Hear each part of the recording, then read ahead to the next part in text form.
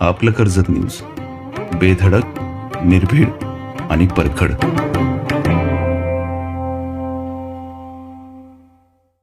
देशी बनावटीच्या पिस्टलने फायर करून फरार झालेल्या जतीन संतोष पवार या आरोपीस अखेर कर्जत पोलिसांनी बेड्या ठोकल्या. कर्जत पोलिसांनी सापळा रचून आरोपीस पुणे येथून अटक केली.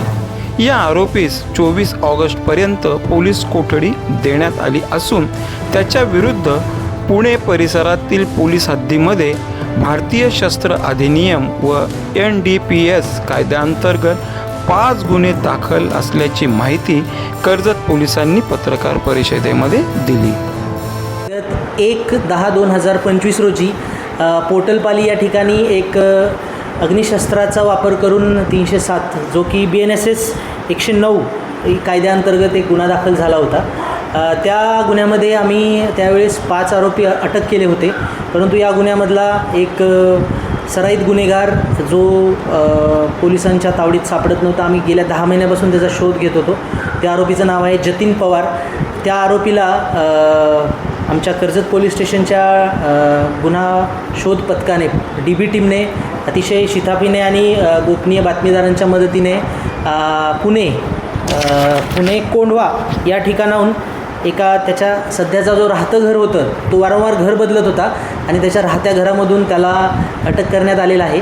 आणि त्याच्याकडून आम्ही त्या गुन्ह्यामध्ये जे त्याने हत्यार वापरलं होतं पिस्टल ते जप्त करण्यात आलेलं आहे. सदरची जी ही कामगिरी आहे ती आमच्या रायगड जिल्ह्याच्या पोलीस अधीक्षक माननीय आंचल दलाल मॅडम आणि अप्पर पोलीस अधीक्षक सर माननीय अभिजित शिवतरे सर यांच्या मार्गदर्शनाखाली करण्यात आली.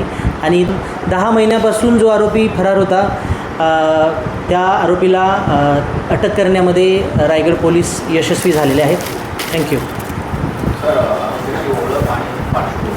आरोपीचं नाव आहे जतीन पवार आणि हा आरोपी हा सराईत गुन्हेगार आहे. या आरोपीविरुद्ध बिबवेवाडी, शिवाजीनगर आणि फुरसुंगी पोलीस स्टेशन यामध्ये भारतीय शस्त्र अधिनियम कायद्याअंतर्गत आणि NDPS अंतर्गत 5 गुन्हे दाखल आहेत. साहेब, शस्त्राचं स्वरूप काय? पिस्टल आहे, आपण पाहू शकता फोटो आणि तुमच्या व्हिडिओमध्ये. देशी बनावटीचा आहे. देशी बनावटीचा आहे. हँडमेड पिस्टल म्हणतो त्याला आपण. हँडमेड पिस्टल आहे. सर, त्या पिस्टलमधून किती राऊंड फायर करण्यात आले किंवा काय? त्यावेळेस 1 राऊंड फायर करण्यात आला होता आणि 2 राऊंड जे आहेत ते त्या ठिकाणी पडले होते. ते आपण गुन्ह्याच्या दरम्यान जप्त केलेले आहे. ही कारवाई 10 महिन्यापूर्वीच झालेली आहे. आत्ता आरोपी मिळाला जो 10 महिन्यापासून पिस्टल. घटनास्थळी त्या दिवशी फक्त राऊंड मिळाले होते आणि आरोपी शस्त्रासह फरार होता. आरोपीला हजर केलेला आहे. त्याला पोलीस कोठडी मिळालेली आहे आणि सध्या तो पोलीस कोठडीतच आहे. त्याच्याकडून आम्ही हे वेपन त्याने कुठून घेतलं आणि इतर बॅकवर्ड लिंकेजेस त्याच्या तपास करणे आमचं ते चालू आहे. सद्यस्थितीत साहेब ते पिस्टल कुठल्या प्रकारचं लायसन्सिंग वगैरे केलं आहे त्याची काय माहिती? नाही, ते विना लायसन्स आपण बघू शकता. देशी बनावटीचं आहे, त्याला कोणताही परवाना नाही आहे. अवैध शस्त्र. कोणती टीम यामध्ये तुमची कार्यरत होती? त्यांनी तपास पूर्ण केला. यामध्ये कर्जतची जी DB टीम आहे त्यामध्ये लटपटे मॅडम आणि त्यांचे सहकारी आहेत. पाठीमागं आपण बघू शकता नागरगोजे आणि गुले घावस असे जे DB टीम आहेत ते त्यामध्ये होते. सर, या शस्त्र जे मिळाले तुमचा आणखीन तुम्हाला असं काय वाटतं की या शस्त्राचा वापर किंवा त्याची काही लिंक अशी कुठे मिळते का?